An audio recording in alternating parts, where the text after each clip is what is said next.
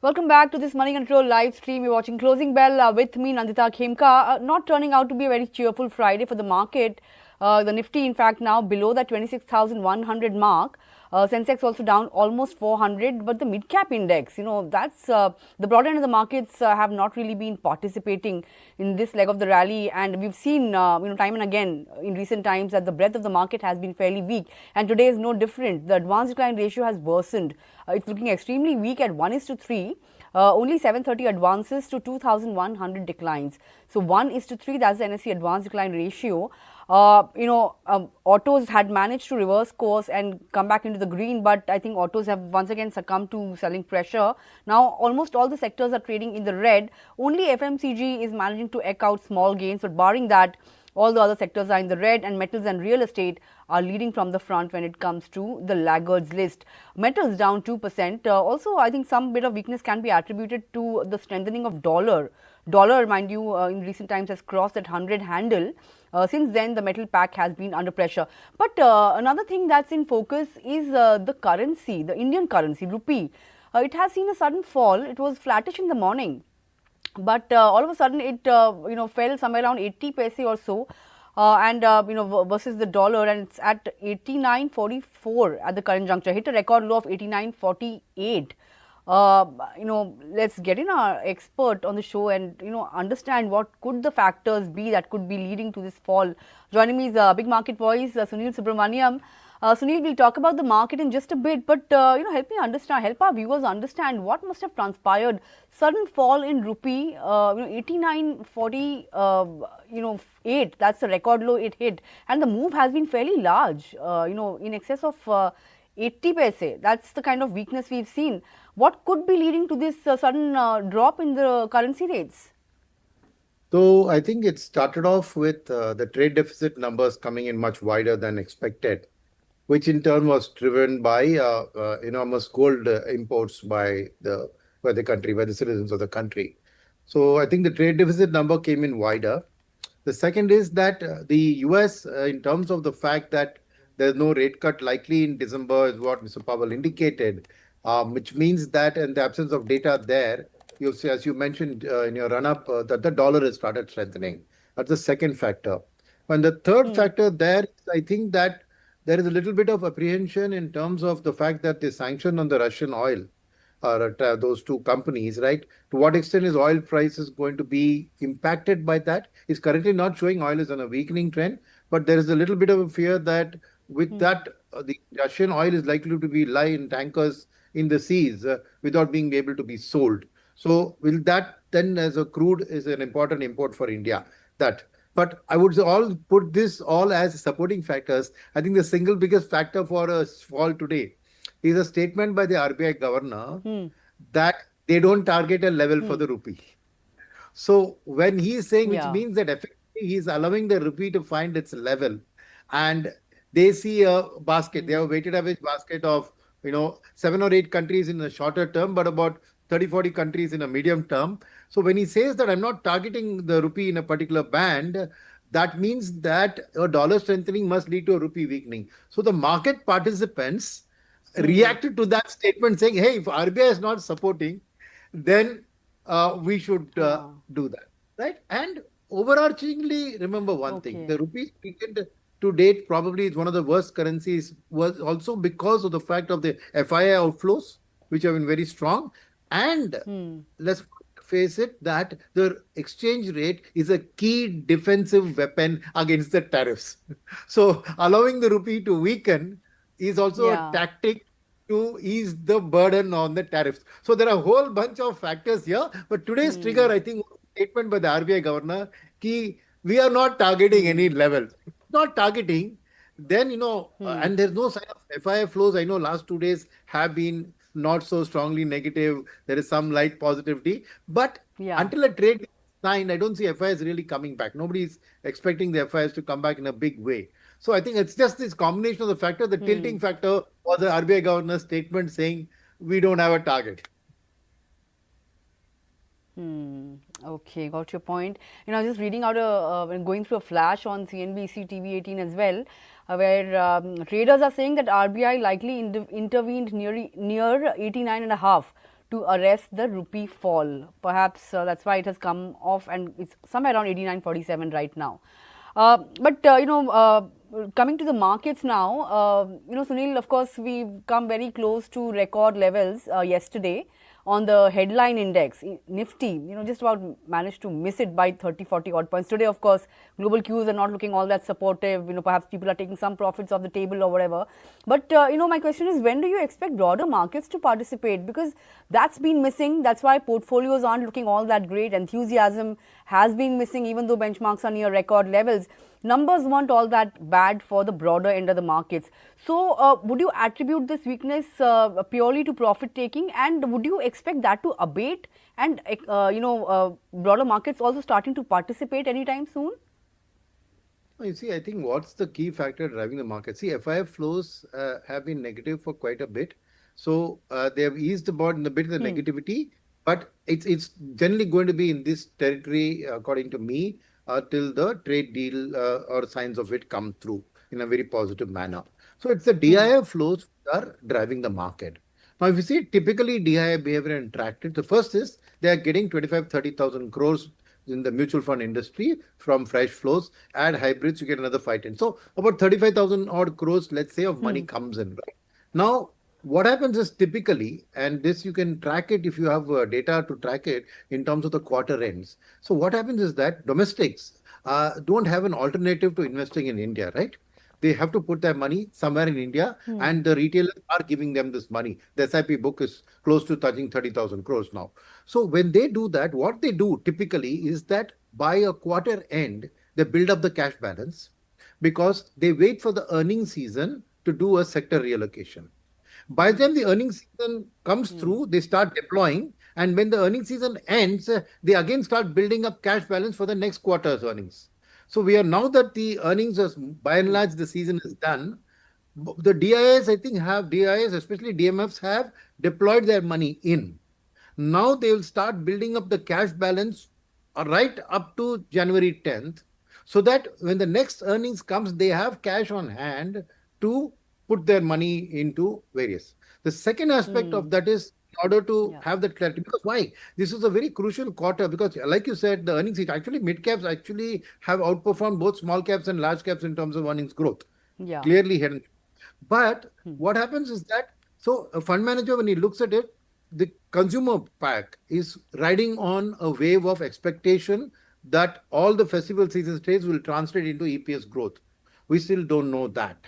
Okay, because the price reductions in the market have probably exceeded the GST reductions in the competitive space.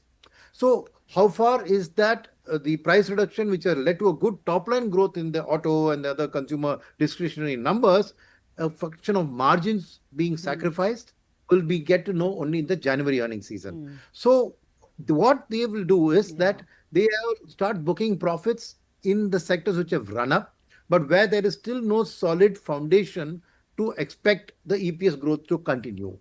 Second is they will tend to prefer larger caps and larger mid caps because when they have to do the sector rotation in January, they would rather have more liquid stocks to sell rather than stock themselves up in the lower mid cap and small cap space, where when they want to sell, their action of selling itself can bring the prices down. So a combination of cash balance and highly liquid stocks is what they will now build up in the portfolio for the next 45 days, according to me. And then from January, when the earnings season results come out, they will use this pool of cash plus liquid stocks to churn it to buy the ones that the numbers are coming through and reflecting a good future. So this is typically that period of the month. So October beginning to now November 20th, they have been buying. And I suspect that most of their surplus cash is now gone into the market. But like I said, a significant portion goes into the larger cap space in order to have the ability to sell it and do it. Another final point I would say is that the DIS also have been supporting larger caps, though the flows they get are mixed in terms of large, mid and small, have been supporting the larger caps to the extent they can for another tactical reason, which is that as and when the FIIs come, they will buy into the larger caps. So that's a good time for them to sell their larger caps at a profit to the FIIs and then divert to mid caps at that stage. So it's a combination of these processes that is leading to this kind of a level. And all of the wisdom of the market is saying that 26,000 is the right level for the market. Yeah, the levels are only going higher, Sunil. But we've spoken about FIIs quite a bit. Since we are talking about FIIs and how they are allocating money away from India, where are you on the bubble formation within the AI universe? Because Nvidia should have allayed some concerns given the fact that reported good numbers, commentary, guidance, everything was good. But there is something that we are missing that the other big investors who've exited the stock are seeing, right? But even though we have had investors like Ray Dalio saying that even if a bubble is forming, it takes a while to really burst. So there's no need to really panic sell when it comes to AI stocks. But do you think now is the time when FIs will look to diversify? Given the fact that yesterday we saw US markets also seeing sharp swings, ending sharply lower after a good start. So does that all these points point to a bubble formation, and will FIs now look at diversifying away from AI plays? Of course, that leaves India on the table. So, a couple of things here. First is Nvidia's reported numbers look great, but the devil in the details. When you dig down deeper, there were a lot of question marks. So they were not as great as they looked at the initial reporting. Okay, I've seen reports which have analyzed it and pointed out a lot of red flags and question marks on the future. So that's one of the reasons there was a rally and then a correction. That's on Nvidia. Second is you talked about the US. So the US is still a very polarized rally. It's not the whole US market is doing well. It is the Mag 7 and the specific AI related plays and all of that which are taking up. So a bubble in that specific AI space, maybe so. But like Ray Dalio was saying, right, the bubbles can take time to burst because there's still huge amount of liquidity. And liquidity will keep driving the bubble. So you can't say that the bubble is about to burst. In fact, if at all, some of the data releases from the US come in favor of a rate cut like unemployment or anything, they could even spur a further rally in the US. So I'm not in that field which says that US is going to crack. Yes, there will be correction, there will be sector rotation. The third point is that, yes, some money might start going out of the US because the US is at a very record, the Warren Buffett ratio, it's more than 225% now for market cap to GDP for the US. So some money will come out of the US. But the million-dollar question is, yes, it will come out of the US, but how far is India positioned to take that? As you know, if you take 1 year back or it's year to date, India is the worst performing market in the emerging markets. South Korea, China, Taiwan, within our Asian zone have all outperformed India. So for us to think that, do paisa aega, so that will come to India, it's not a foregone conclusion. For India specific, right, for FIS to look at it, the point is that the DIA buying has made sure that, see, the earnings season, I saw another report which instead of taking at these percentages, you benchmark January at 100, track the earnings season, it's a declining trend. Only in this quarter's earnings, I see that is flattened, and there are now indications that the second half will be better, and for next year, they're expecting a 14% EPS growth. But the key point is that because India was in a declining EPS growth trend, the valuations didn't correct as much as they should have because DIS kept buying and supporting the market. So from an FIS perspective, India has not got cheaper for him to allocate today. Now, for him to allocate to India, the growth has to be strong. Yes, one part of it is, yes, next year if the 14% growth in the next quarter earnings, if they start showing through, one portion of FIIs will say, okay, India is coming back on the growth path in the EPS growth. See, the GDP growth is not translating to EPS growth for another reason, Nandita, and that's the fact that inflation is low, and in bad inflation, low inflation is not good for the EPS growth of stock market companies. Low inflation is good for a RBI rate cut. Low inflation is good for a consumer in the market, to buy goods. But for stock market companies, last quarter, if you remember, 7.8 was the real GDP growth, and 8.8 was the this growth. So, to that extent, it's a very, very difficult choice to make. To say that India's GDP growth is translating into economic growth is not necessarily true. Okay, the EPS growth has been lower because inflation hurts stock market, big companies, EPS growth. Okay. Now, and then coming down to the point of money coming back to India in a big way has to happen when the growth potential justifies the valuation. And this is not necessarily next quarter's growth.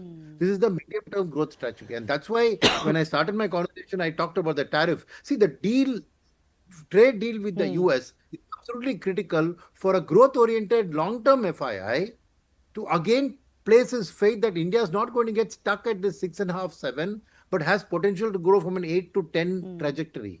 See, that's the real long-term capital. You pension funds, those funds had bet on India being on that trajectory, and the trade tariff has hurt that, because if the US is not accessible to India as a market, right?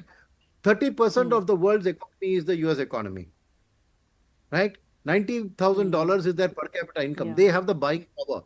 If that market, so a trade deal signing, I would say, is psychologically a very important thing for an FIF flow to return to India. So all that you say about the US and money coming out, India will get its trickles.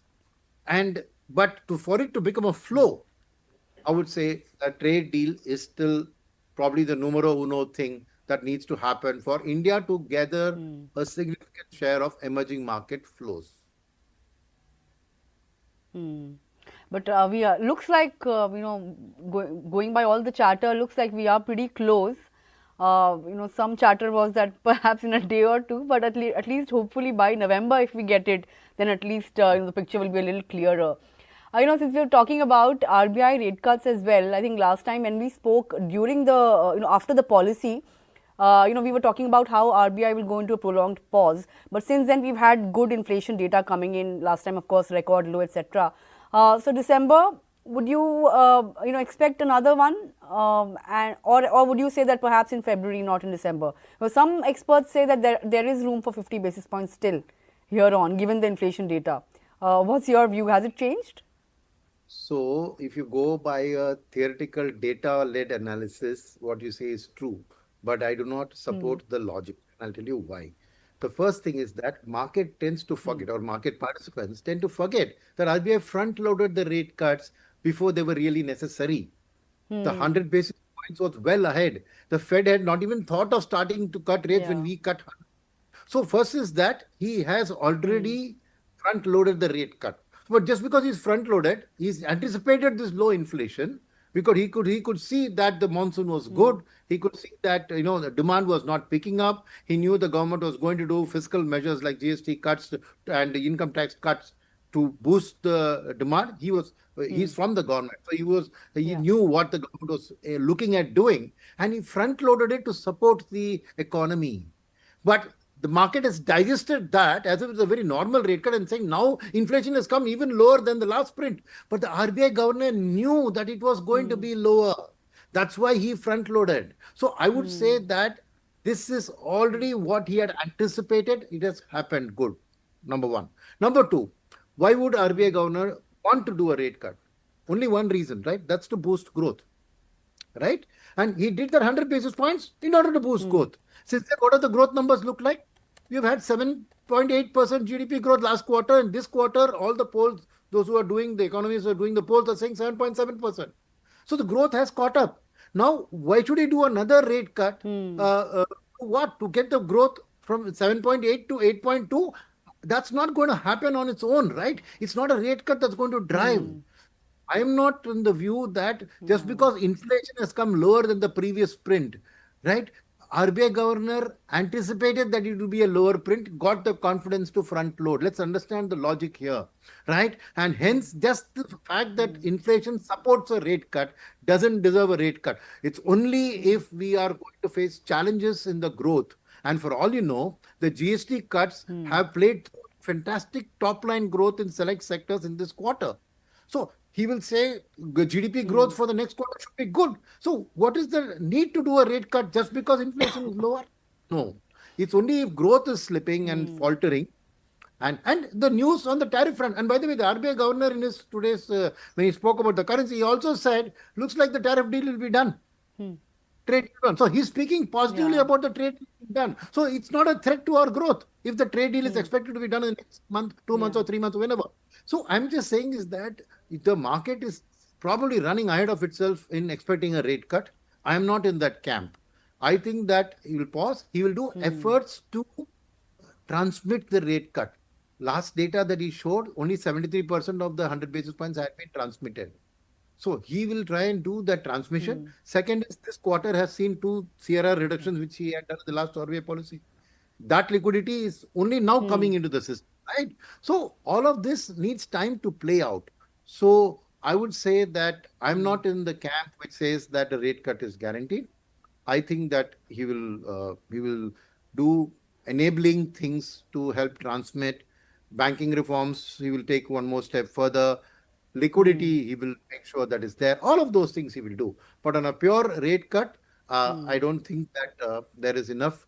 Inflation supports it. Have no doubt about it. Inflation is not the reason not to do a rate cut or to do a rate cut. The fact is, nobody is saying growth is slipping. In fact, even the earnings numbers have come better Q on Q than last quarter. And the expectation for next year is obviously much. Second half is higher, next year is higher. So no concerns about big growth. And what is the need to do a rate cut just because the stock market wants it? Not at all. Okay, very good explanation there. Puts things into perspective. But last question, really, we're running out of time. Sector-wise, I mean, I would have loved to get in your ideas, but I want to, focus in on the recent spate of IPOs. Consumer tech companies, bold ideas, but the kind of prices they are commanding, one would say, or one would argue, it's exorbitant, and a lot has been said about that as well. But for somebody who wants to be a part of that story, how do they really participate at these levels? Earnings are coming out today. Grow reported numbers. Numbers were okay on a quarter-on-quarter basis, but to meet the company's guidance, they have to do much better in the second half of the fiscal. So, I mean, how does one really participate? How do they stack up when it comes to earnings delivery? What have you been able to ascertain by the studies that you have done on these companies? So, according to me, none of these new age companies or the newer consumer tech, whatever these new age companies, has a calculatable model to arrive at their true value, because they are in a hugely expanding market in the country, and that the future is very, very mind-boggling in terms of the expansion they can do. It's not something you track quarter on quarter and do. That's the reason they're able to command these kind of what we call crazy valuations. And anchor book investors, knowledgeable investors like mutual funds and insurance companies are subscribing at those valuations. So clearly there is a issue of the demand exceeding the supply in terms of that's so much money with the fund managers' hands that they are betting on a longer term future. So as a retail investor, my suggestion is very simple, right? That you do apply for the IPO. What are your chances of getting allotment? Very little. Buy it. Apply, buy it. But second, post IPO, 2, S and D. What is S? Staggered stock SIP. The same stock that you subscribe in the IPO, over the next 2 years, every month you buy a little bit of that stock, because there is going to be post listing volatility. One quarter may come good, one quarter may come bad. Keep buying that over the next 2 years. Number one, small bits of stock every month. Second, diversify across the entire pool of these set of IPOs or new age companies, because the market that they are in is going to expand, no doubt about it. The point is, who's going to be the winner? Your guess is as good as mine.